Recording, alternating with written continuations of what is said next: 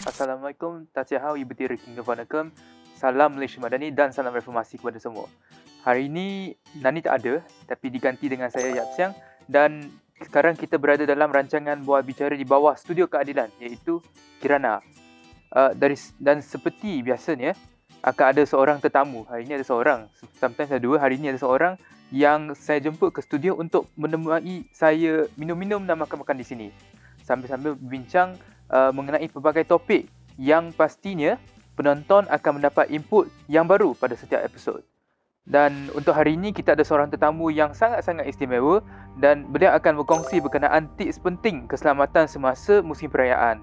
Jadi tanpa melengahkan masa, saya nak jemput Tuan Kamal Afendi Hashim, iaitu seorang penganalisis jenayah, untuk bersama-sama kita dalam set Kirana ini. Selamat Hari Raya kepada saudara serta saudari. Nyanyilah raya Tak boleh kalau nyanyi nanti penonton akan offkan. Sedih lah. Saya tengah syok pusing-pusing tadi tahu sebab raya kan. Jadi kita pergi basking lah, cari sikit wang lah. Selamat. Sudah habis? Tak apa. Tak boleh lah macam ni kan. Okey. Okey, kita makan dulu. Okey. Kita makan. Hari ni kita ada kek batik dengan kek red velvet. Lemang-lemang semua tak ada ke? Lemang belum sampai, on the way. Okay, kita tunggulah. Sambil tu kita borak-borak Saya rasa hari ni penonton pun sebenarnya ada yang kenal Tuan Kamal, ada yang tak kenal. Apa tu sebenarnya? Saya sebenarnya tak tahu. Apa skop kerja sebagai seorang penganalisis jenayah? Inilah generation gap ni. Betul-betul raya cerita macam ini. Memang ramai tak faham sebab di Malaysia masa saya mula penganalisis jenayah tahun 98 2000 macam tu. Benda baru kan? Ya. Bila benda baru macam apa ni?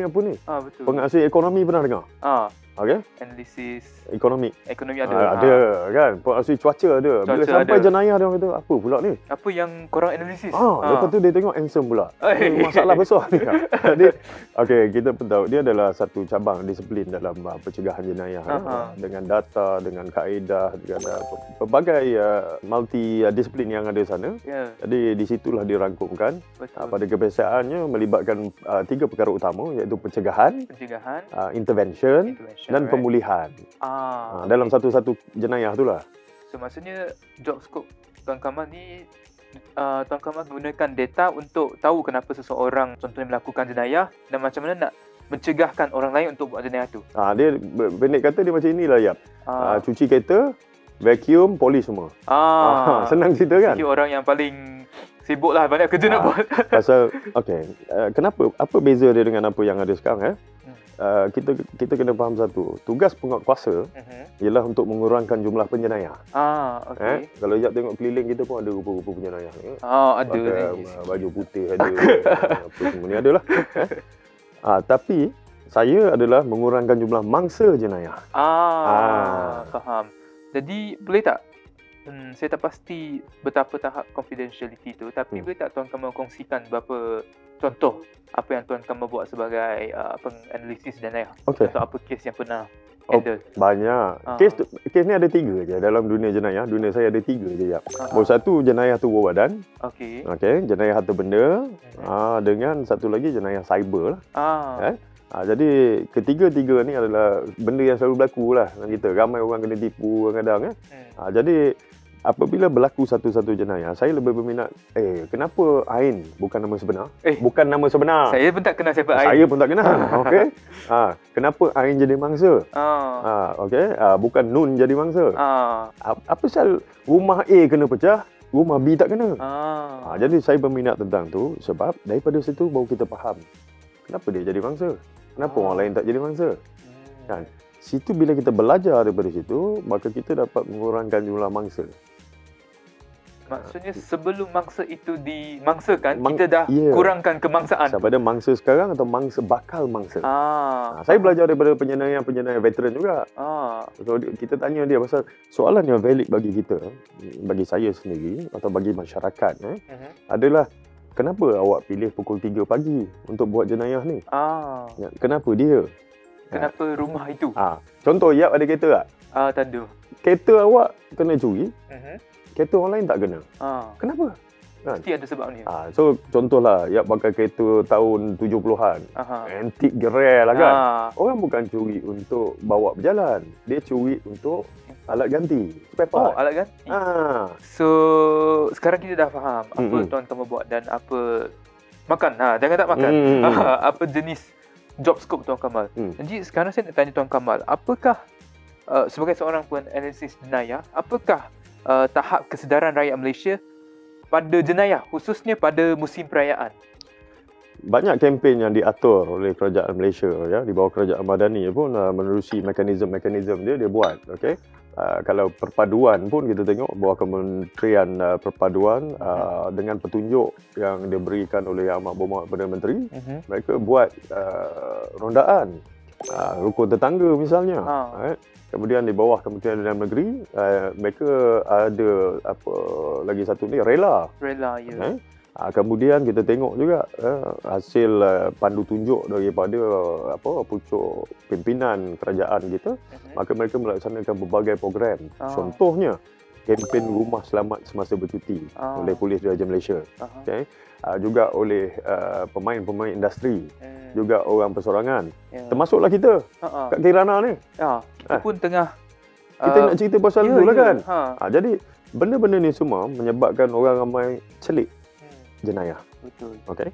Selalu orang kata literasi celik. Literasi. Tetapi kita juga dalam jenayah ni, usaha-usaha yang kita buat ni telah menyebabkan ramai orang celik. Apa faedah dia celik?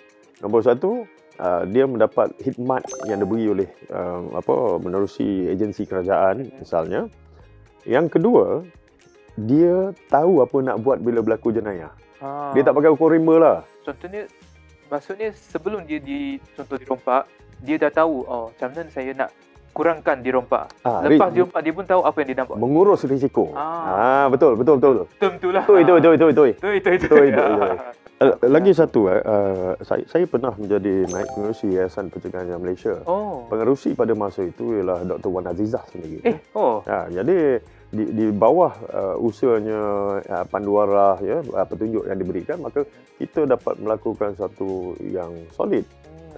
Sebab kita percaya women empowerment itu dulu di situ. Takkan nasihat dekat wanita ni, hati-hati nanti kena ragut musim perayaan. Tak boleh. Apa kita anggap wanita ni tak mampu berdikari apa semua. Jadi kita bagi dia solusi, minta dia pilih. Itulah ya. Sekarang kita pun nak makan. Tengok tak makan ni. Orang nak minum suruh makan mana satu ni? Okey. Kita rehat dulu lah. Saya nak rehat dulu. Sekarang kita nak masuk commercial break. Sambil Tuan Kamal pun dah minum sendiri. Dan nanti lepas kita kembali kepada sesi ini, nanti kita akan bincangkan apakah pengalaman Tuan Kamal dalam mengendalikan kes. Alright. Makan dulu lah. Makan dulu. Okey.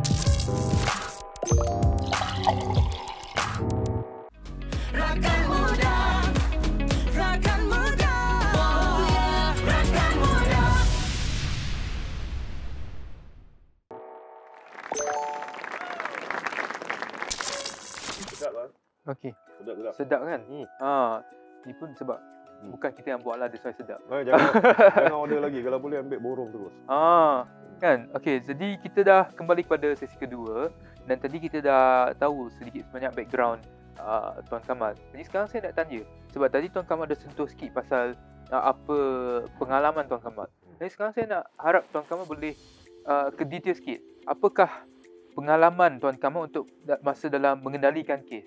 Apakah Tuan Kamal yang boleh bincangkan ataupun kongsikan dengan kita? Dalam dunia jenayah, ada 3 wajah. 3 wajah?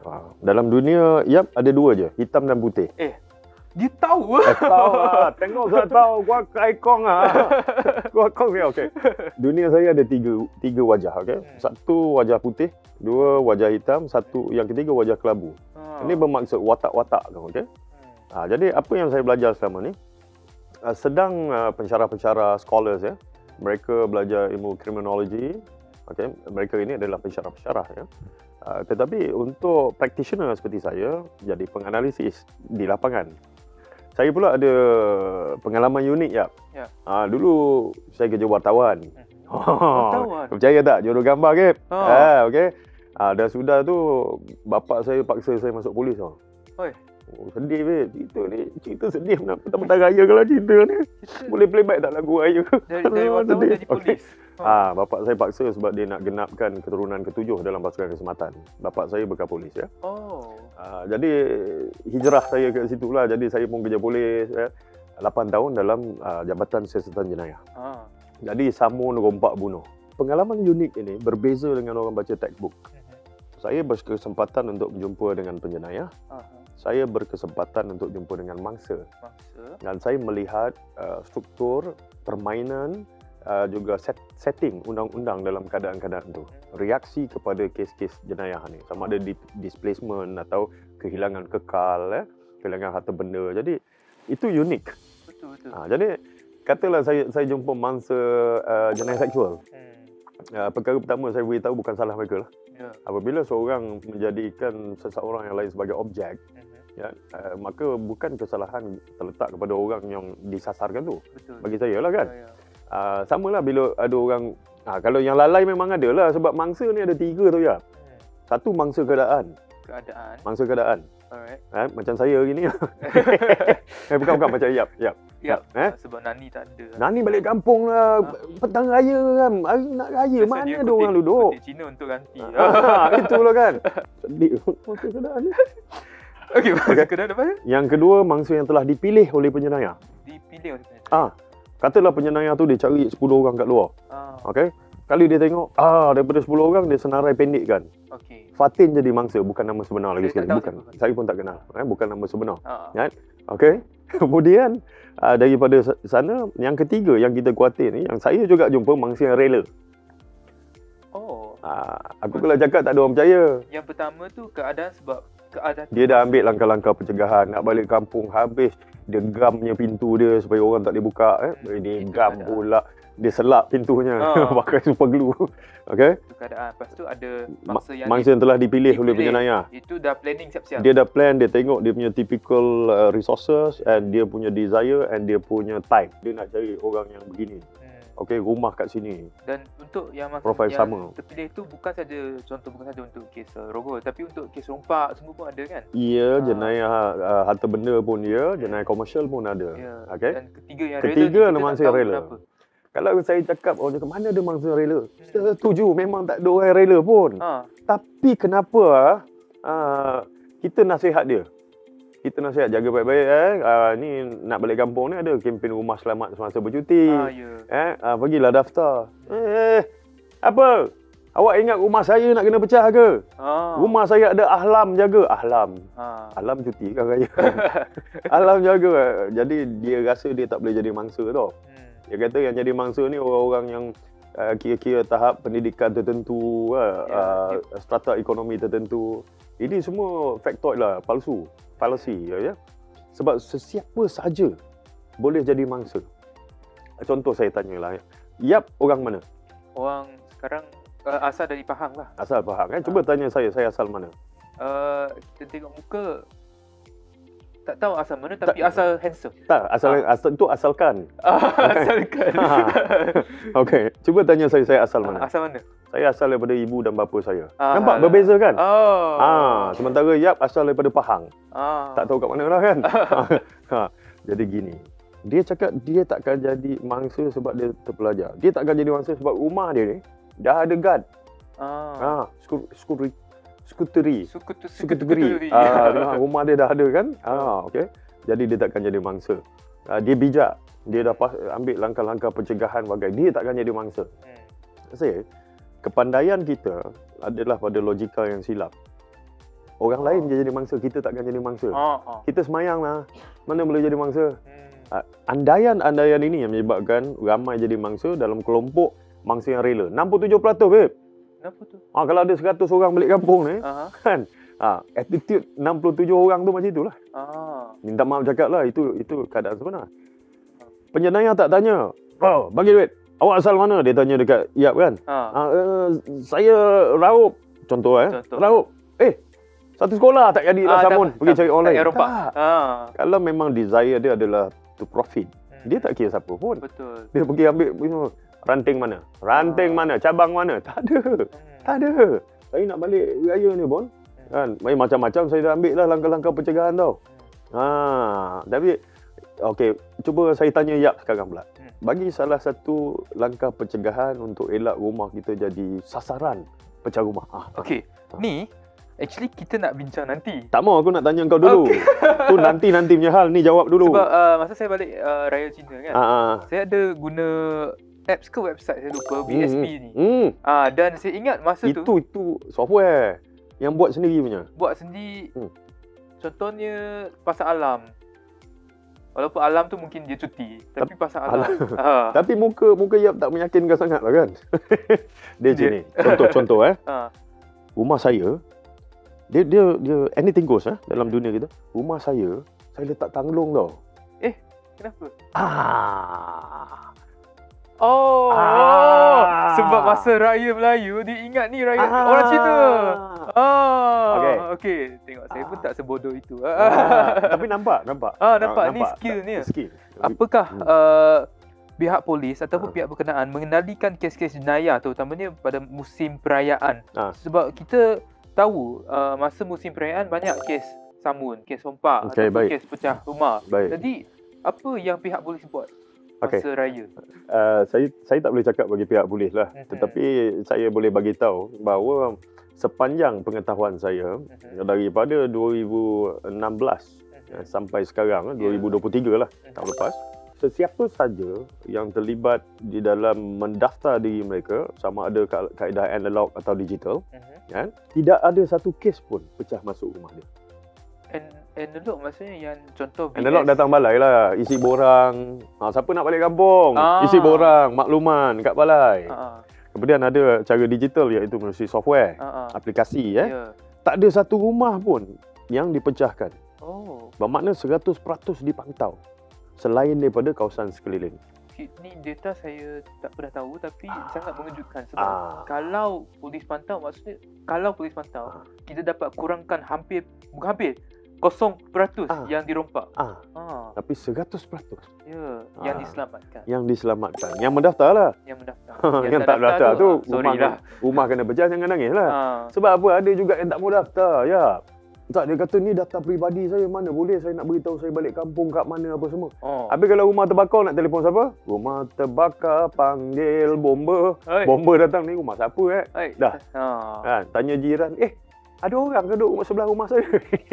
Jiran pun jam. Bagi saya, musim perayaan ni musim yang banyak berlakunya jenayah. Tapi itu untuk rumah tangga yang tak rumah tangga pun. Kau ni ke mana pergi rumah tangga pula ni? Orang cerita pasal rumah, kau cerita rumah tangga. Rumah? Pada rumah. Faham. Saja gurau. Dia sini. I get you. Ada juga kes jenayah yang lain berlaku. Misalnya kenderaan tu tak dikunci masa nak pergi shopping. Ada juga yang, kau tahu kat shopping tiba-tiba ada pengumuman orang ramai berpusu-pusu nak beli, ada pengumuman. Sesiapa yang kehilangan seorang ibu berpakaian biru, biasa dengan kanak-kanak kan. Anak yang cari ibu atau ibu yang cari anak. Ini terbalik Kenapa jadi macam ini? Sebab ramai sangat. Jadi ada budak yang di pasar pergi membeli barang ni, rantai hilang rantai emas dia curi. Ini memang ada. Sebab orang terlampau ramai di situ sehingga kita terlupa. Kadang-kadang kita nak keluar rumah ni pun tak boleh macam kedai emas kan. Kita keluar macam kedai emas, semua orang tengok pun, apa kedai emas ni kan? Habis rantai gelang macam ni. Berpada-pada lah. Ini golongan rela tadi lah. Tapi, since kita dah cakap pasal golongan rela, jadi nantilah pada sesi yang akan datang, kita akan bincangkan macam mana kita nak elakkan diri daripada jadi golongan yang rela dirompak, yang rela hilang anak. Ngam. Jadi sekarang kita nak rehat kejap, commercial break, dan kita akan kembali nanti. Tadi bye-bye, kita belum bye-bye, okey? Makan dulu.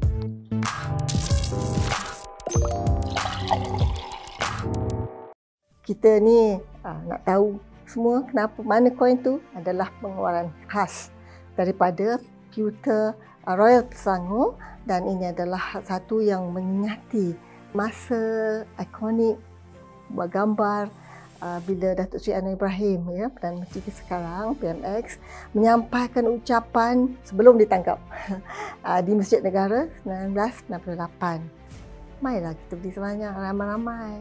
Kita naikkan semangat perjuangan kita dan kita ingatkan satu peristiwa yang tak dapat kita lupa.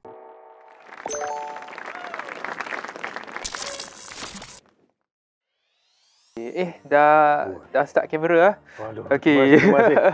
Puas minum ni. Puas minum. Okey, sekarang kita kembali pada segmen ketiga. Dan sekarang kita, since tadi kita dah cakap, dah bincang apa yang akan berlaku jika kita dirompak, disambung dan sebagainya.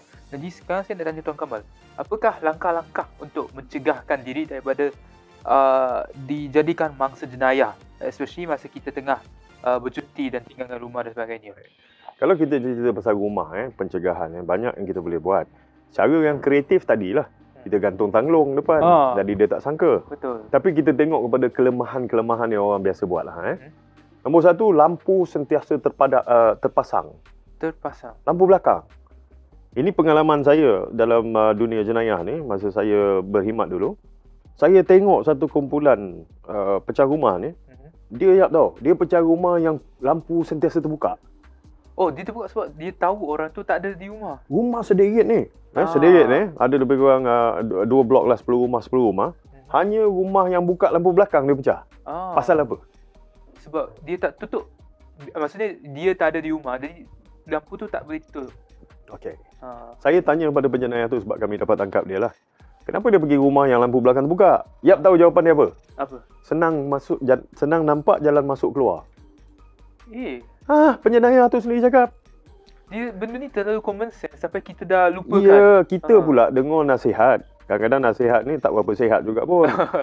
Pasangkan lampu belakang. Kalau kita tak ada rumah, siang lampu terbuka. Lampu Porsche kita terbuka. Lampu belakang kita pun terbuka. Apa ceritanya? Kita tak ada rumah. Memang tak ada orang lah. Jadi senang nak target kan? Sepatutnya. Cara penambahbaikan dia ialah pasang timer. Okay, timer rumah jadi pukul berapa dia buka apa semua. Yang kedua, kita boleh beli sensor murah je. RM18 sensor pasang dekat bal tu. Cek. Bila orang lalu menyala. Jadi dia ingat, rumah ni ada CCTV ni. Padahal cokiah je. Jadi ini nombor satu. Nombor dua, katalah kita tak ada bajet. Pintu ni kita boleh secure dengan berbagai cara. Okay? Kalau tahu penyapu tak boleh. Penyapu tak boleh. Orang dulu dia tahu penyapu. Jadi dulu sunyi. Bila pintu terbuka, penyapu jatuh boleh dengar. Ketak. Macam tu kan. Jadi sekarang ni kita boleh tambah selak pun, RM1.50. Ayo tambah. Ataupun kalau untuk sliding door, kita boleh pakai kayu. Untuk? Jadi tak boleh tolak. Okey. Faham. Sliding door ke bawah tu, kita letak kayu dekat dia punya rail tu, jadi tak boleh tolak. Tolak kiri kanan tak boleh. Masih boleh buka lah. Okay? Tapi perlukan masa lah. Belum masa. Kita beli kepada tingkap misalnya. Okay? Ini mustahak kita buat sebab jangan fikir kita nak balik kampung je. Kalau kita dah balik semula, macam mana kita nak tahu rumah kita orang dah masuk ke tidak? Ni, saya pernah tengok cerita entah. Tapi dia letak something dekat tingkap tu. Dan benda tu akan jatuh bila dibuka. Saya tahu cerita apa. Apa? Tak tahu. Tajuk dia tak tahu. Tapi jalan cerita dia similar lah. So, kita boleh cuba letakkan misalnya kalau kat dapur kita boleh letakkan serbuk. Serbuk kari boleh, serbuk kunyit boleh, atau tepung atau bedak. Kenapa? Sebab apabila dia akan masuk, orang masuk ni melalui pintu, tingkap, siling. Atas. Buat atap. Jadi kalau dia masuk ni dia mesti buka dan dia mesti guna tangan atau kaki. Jadi sini dia meninggalkan jejak. Jejak ni dalam prinsip forensik ada beberapa perkara, latent print satu. Yang kedua DNA. Okey. Sebab Lockhart principle ni kata sama ada seorang mengambil sesuatu di tempat kejadian, tepung tadi dah kena kat dia, atau dia meninggalkan sesuatu di tempat kejadian. Ini kita boleh buat. Okay? Untuk siling pula. Siling pun satu masalah juga Siling. Dia orang kata macam mana nak pasang alarm kat siling? Mahal lah. Kan? Tak payah. Tak payah. Perangkap tiko RM2.50. Mouse trap. Tap. Tu kan? Maksudnya masa dia masuk, tiak. So letak kat mana? Letak kat kita buka siling kita tu. Kan dia ada satu ruang terbuka. Manhole tu buka. So ikut je kayu tu. Daripada yang jauh kita pasang. Dan patah balik kepada ruang keluar tadi lah. Sebab apa? Orang akan, apa pun dia akan pijak kayu. Okay? Jangan pasang naik. Kejap lagi ghostan kita yang kena. So ini adalah cara-cara yang murah untuk kita buat. Tapi efektif. Di luar rumah pula. apa kesilapan yang ramai orang buat baju tu Ya. dia sidai. Sidai. Tapi Tapi dia tutup dah sliding door. ah, Kalau dah tak ada rumah, disidai baju tu dah 4 hari kat situ. kan. Itu adalah tanda-tanda bahawa tak ada orang. Ya. Lagi satu Yap, pada mata saya lah. Saya mungkin salah tapi selalunya betul lah. Ini. Okey. Yap tengok sendiri rumah orang yang balik kampung atau keluar lama lah. Selipar tu bersusun cantik. Betul. Itulah orang manusia apa OCD. Kan. Tak payah sepahkan je. Ha. Mana ada rumah kita kan. Takkan kita tiap hari balik rumah susun mengasuh. Tanda-tanda daripada luar tu sangat penting. Ya. Untuk memberitahu rumah ada orang ke tidak. Ketiga. Ini pun Yap suruh nampak. Atas tembok rumah tu. Okey. Bila orang hantar barang dia letak mana? Tembok rumah letak atas tembok. Dia balik kampung. Tapi saya tengok atas tembok tu barang-barang orang hantar delivery. Delivery semua atas. Semua ada atas. Dah 3-4 hari. 3-4 hari kan. Nak balik kampung janganlah buat delivery. Ya. Nak order sebelum raya. Bila Bila ni dah balik kampung barang sampai dah ada kat atas sana macam mana? Kan. Jadi ini tanda-tanda yang orang boleh nampak. Ya. Jadi ini benda-benda yang kita kena baik pulih lah. Jadi saya simpulkan kita kena kurangkan anything yang boleh tunjukkan bahawa kita tak ada di rumah. Kita kena mengurus risiko kita sendiri kerana pencegahan jenayah adalah tanggungjawab kita bersama. Ya. Tapi itu tapi mencegah lagi. jenayah. Kalau betul-betul berlaku, kalau betul-betul rumah kita dah dipecah masuk, apa yang kita kena buat? Since kita dah prevent, kalau tak prevent, macam mana? Nak gaduh. Sekejap, tengok dalam air dulu. Okey. Tapi minum air. Gini. Satu lagi benda yang saya nak pesan saya nak balik rumah, balik kampung macam ni Bila kita sampai daripada kampung, rumah kita dah selamat, sampai dah, jangan malu. Turun kereta semua macam lepas kandang masuk dalam rumah.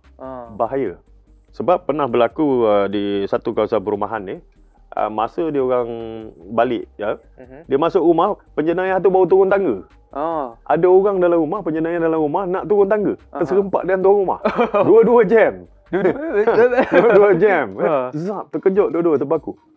Mujur dia tidak mendatangkan bahaya tubuh badan jadi apa yang kita usulkan, saya selalu cakap balik, masuk dulu seorang, tunggu yang lain tunggu dalam kereta. Masuk dulu tengok pintu ni betul tak ada pencemaran ke, tak ada apa yang berlaku, pindahan ke, tadi kita dah letak something kan, before and after kan. Jadi bila yang ini baru selamat baru masuk semua. Jangan menderu masuk semula. Belum siapa sampai kampung dulu kan. Jadi ini sangat bahaya ini peranan-peranan kita yang paling mudah lah jadi selain daripada itu, yang paling baik orang dekat dengan kita adalah jiran. Mereka adalah pengawas. Bagi tahu jiran lah, depan, jiran belakang apa semua. Jadi dia tahu. Kalau tak tiba-tiba ada movement rumah. Pernah juga berlaku pengalaman saya masa perkhidmatan, ada seorang masa musim perayaan, lori datang ambil barang kat rumah sebelah. Jadi dia cakap, nak pergi mana? Jiran ni nak pindah, dia suruh clearkan barang. So dia tak ambil peduli lah. Bila jiran ni balik daripada kampung, rumah dia Kasim Baba clear babe. Sebab jiran ingat clear kan. Ini berlaku. So kalau kita dah bagi tahu jiran, bila jiran nampak something yang suspicious dekat rumah dia, dia akan bagi tahu lah. Dia akan bagi tahu. Lagi satu. Ni rahsia, jangan sembang kat orang. Okay. Bagi tahu. Tahu kita kan sebenarnya boleh mengurus risiko dengan memindahkan kepada pihak ketiga. Macam mana? Insurans. Tahu tak? Tahu tak? RM140. Insurans setahun. Ya. Setahun ni RM140, bukan bayar tiap-tiap bulan RM140. Okey. Dia boleh melindungi harta rumah kita tu, isi rumah kita tu antara 15 sehingga 25,000.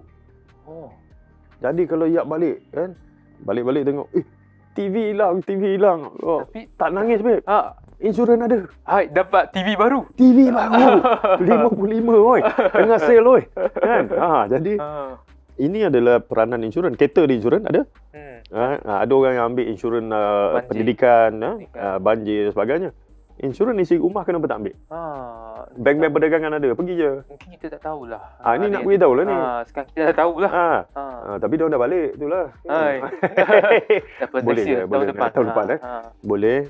So barang elektronik kita ada kan, macam kat rumah kadang-kadang ada PC ya. Macam saya lah rumah ada studio. Okey. Ni tu. Ni rumah ada studio kan. Nampak dengar cicak berbunyi tu berdagung. Okey. So insurans itu sangat penting kan? Kerana dengan kerugian ya. RM140 Yap berpotensi mendapat perlindungan sehingga RM25,000. Walaupun ya dah 25,000 tu tak besar sangat kalau satu rumah, tapi at least kita dapat recover something. TV pun nak tengok main tepuk-tepuk tepi kan. Hilang kan. Dapat ganti sebab ada insurans. Ini kena buat. Betul. Jadi ni kita dah cakap pasal apa yang berlaku, apa yang kita kena buat selepas di pecah rumah contohnya.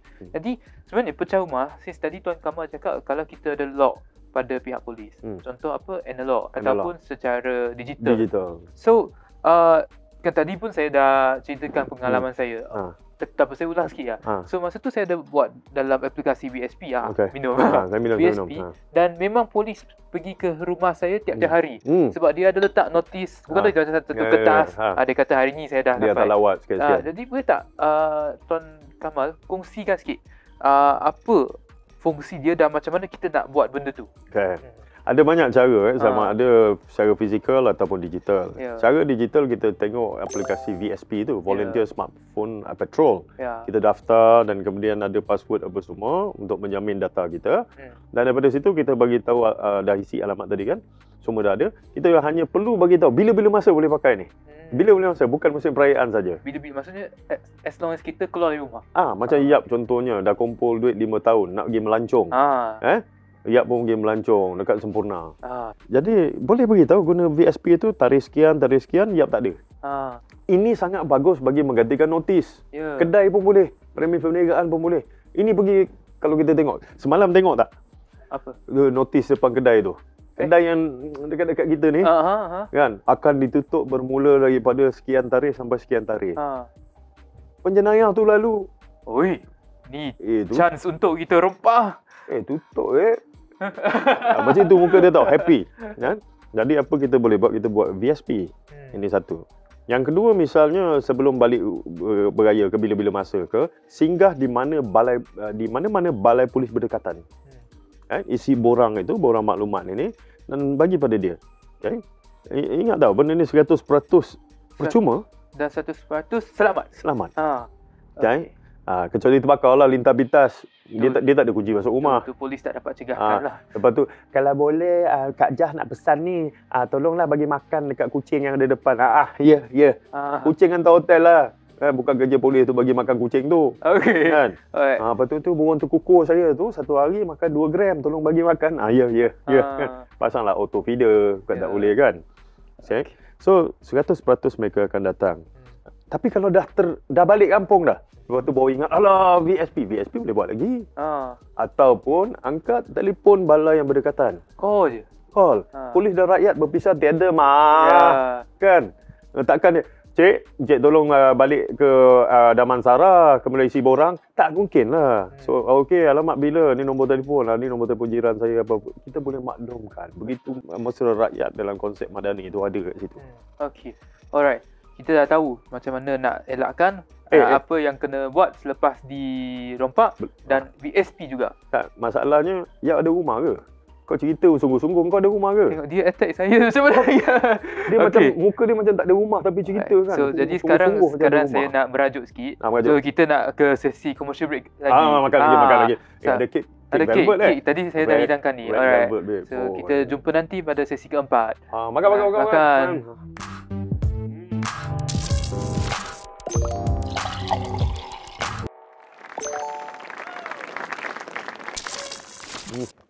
Sedap teh. Ni teh tempatan ni. Itu yang sedap rasa dia tu. Sokong lokal. Mesti. Kita kembali pada segmen keempat dan kita nak rangkumkanlah apa yang kita dah bincang tadi. Jadi saya nak tanyalah pada Tuan Kamal, apakah tips-tips pada penonton di luar sana macam mana nak memastikan keselamatan kita terpelihara. Baik. Kalau tadi sebelum ni kita cerita pasal keselamatan rumah yang kita tinggalkan, ini pula keselamatan semasa kita berada di kampung. Ya. Ramai orang terlupa benda ni. Kanak-kanak sentiasa perlu dipantau oleh orang dewasa. Kau balik kampung buat rendang, buat apa, budak-budak main bersepah-sepah kat depan tu, tahu-tahu mercun. Dah kerajaan haramkan mercun, ada bunga api yang boleh buat. Putus jari juga. Kanak-kanak kalau tak dipantau, dia buat. Yang satu, mana dapat, siapa beli? Mak bapak Saya tak cakap tapi Yap yang cakap mak bapak. Okay? Dia meletak kesalahan pada ibu bapa semata-mata. Right? Jiran sebelah. Tak, penjaga. Okay? Orang dewasa yang ada kat situ, remaja. Apa pun kena pantau kanak-kanak ni. Betul. Pasal bukan saja pasal mercun je. Saya khawatir juga pasal kita ni ada tradisi bakar lampu pelita minyak tanah. Kerosene, okey. Kadang-kadang dia main-main leka-leka apa semua ni, dia terlanggar, tersimbah habis basah. Okey. Pernah tengok ni, pernah berlaku tau. So, lepas tu dia ni main-main, dia terlanggar pelita tu basah habis. Lepas tu nangis, Oma. Kan orang panggil tu kawan-kawan yang lain, adik-adik sepupu tu, Oma. Mak dia ada kat dalam ni, kan. Dia cakap padahal Oma tengah terbakar tu. Kesian kan? Oma. Kesian Oma ni memang kesian. Jadi dia ingat Korea, dia kan. Oma, kan. Kawan dah terbakar separuh. Jadi untuk mengelakkan benda ni semua. Ketiga, litar pintas. Ni sambung, extension. Ini litar pintas. Daripada rumah sampai bilik air pasang. Habis Lampu kelangkit kan. Ya, lampu tu selamat dia LED. Tetapi dia memerlukan switch. Yang soket Dan tu, apabila ini basah ataupun terlampau banyak overload, boleh mencetus percikan ataupun kebakaran. Kita nak elak yang ini. Okey. Kemudian kanak-kanak perlu sentiasa diawasi juga, bukan saja sebab kecemasan perubatan tadi ataupun keadaan-keadaan luar biasa yang lain. Tetapi apa kata kalau dia pergi berjalan tiba-tiba hilang? Apa nak buat ni? Kita kena hati-hati. Alang yang ambil anak ni pun dekat pusat penjagaan, tak maaf saya bersimpati dengan mereka, tetapi saya perlu menyatakan dia ambil anak, terlupa anak dan anak dalam kereta. Dengan panas dengan apa, tak dapat diselamatkan. Ini benda-benda yang kita nak elakkan lah. So, ni sekarang kita dah hampir habis dah untuk sesi ini. Jadi saya nak tanya, apa mesej dan harapan Tuan Kamal pada penonton di luar sana? Hari Raya adalah hari kemuncak bagi satu peristiwa sebelum itu. Kan? Maka kita harus berdaya menikmatinya 100%. Dan satu-satunya cara ialah mengurus risiko untuk mengelak dan mencegah diri kita daripada menjadi mangsa jenayah. Betul. Okay? Sentiasa juga berhubung rapat dengan jiran-jiran. Kemudian dengan pihak berkuasa. Semua ini telah disediakan dalam kerangka madani ini. Kalau kita menghayati konsep itu, maka kita juga tahu bahawa beberapa perkara itu bukan bahagian dari kerajaan, tetapi bahagian daripada kita sendiri yang perlu kita laksanakan. Okay? Jadi enjoy. Tapi apa salah? Selamat. Kerana kita yang bercuti, penjenayah bekerja. Hari kita cuti tu overtime. Tengok ujung minggu kita keluar rumah kena pecah, motor kena curi. Apa maknanya tu? Maknanya kita terbalik dengan penjenayah. Penjenayah tak ada shift. Dia punya hari lazim kerja dia ujung minggu dengan cuti. Hari lain KOT. Itu penjenayah. Jadi anggapan bahawa mereka sentiasa ada, perlu ada. Walaupun pada hakikatnya rondaan dilakukan, usaha dilakukan bagi penambahbaikan beberapa bahagian lagi, termasuk dalam pemulihan pesalah oleh Jabatan Koreksional.